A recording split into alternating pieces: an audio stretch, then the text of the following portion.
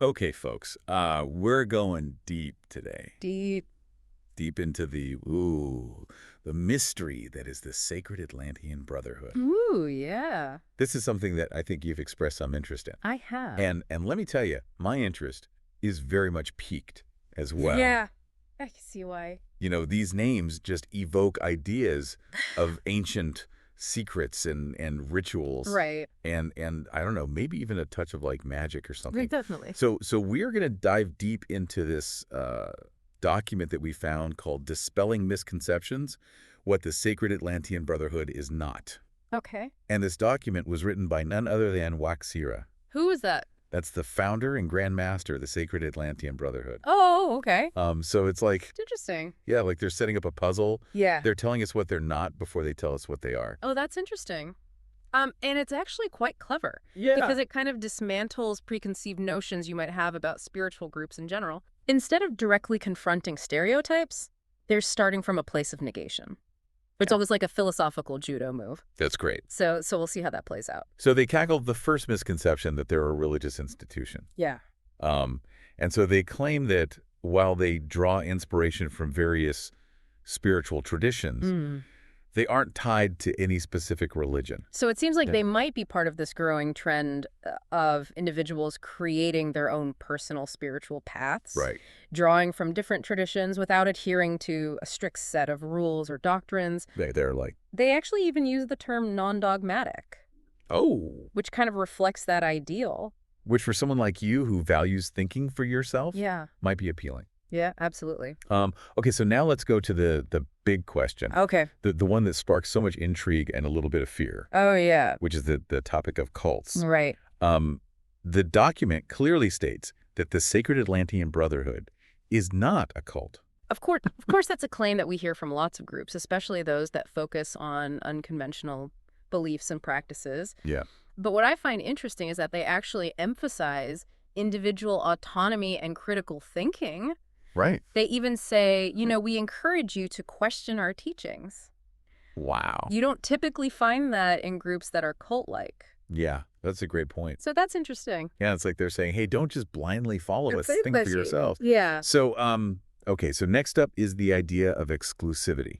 Okay. So despite this air of mystery surrounding them, Right. the document claims that the Brotherhood isn't exclusive or elitist. Yeah, it almost feels like they're trying to shed that secret society image. Yeah. They explicitly state that anyone with a genuine desire for spiritual growth is welcome to join. Okay. And they emphasize the inherent worth and dignity of every individual. Okay. This concept actually has roots in many different philosophical frameworks, like from humanism to existentialism. And it all centers around this idea of intrinsic human value. Okay, cool. Yeah. So let's get into how this Brotherhood is structured. Okay. So the document claims that they avoid hierarchical setups Right. and they opt instead for a collective decision-making process. This is where things get tricky. Okay.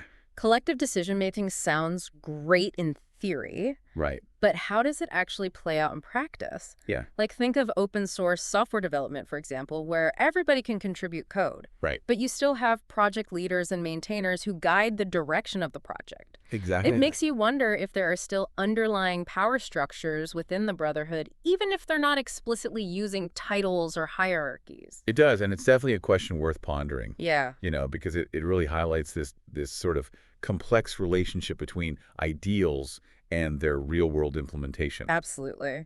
So finally, let's address the idea of escapism. Okay.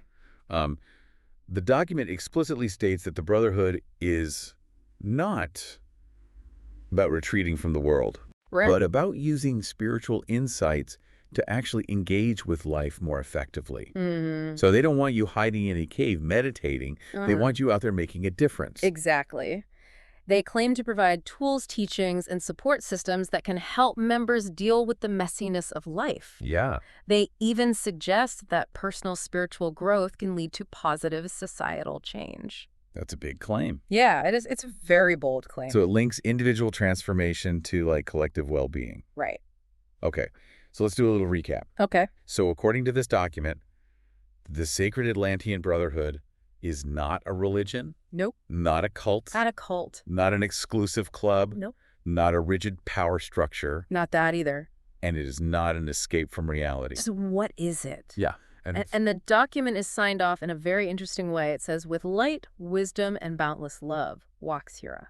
yeah, that's interesting. Which, again, kind of deviates from a typical religious declaration. Yeah. And it reinforces that idea of a personalized approach to spirituality. Okay, so it definitely leaves us wanting to know more. It does. So what does the Sacred Atlantean Brotherhood believe and practice?